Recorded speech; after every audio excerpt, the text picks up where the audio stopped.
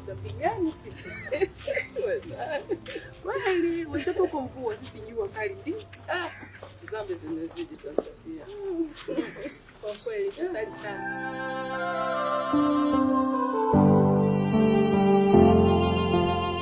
Shani! Shani!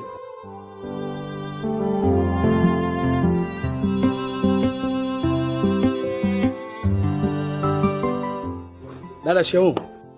Marahaba, ujambo? Sijambo. Shani vipi? Poa, wewe tena.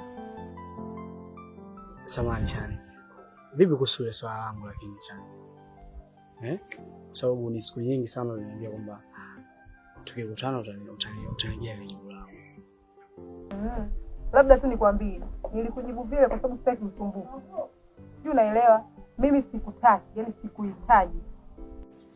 Lakini Shani, kwani mimi kitu gani nimechokosea zaidi wewe? Mbona shino kunielewa lakini? Sikupendi, yani sikuhitaji. Nishakwambia. Usinizalilishe.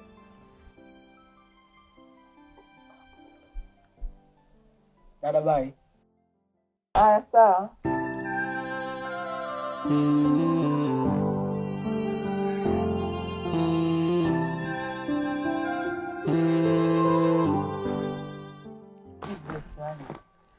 Hivi unasikia unachokiongea wewe?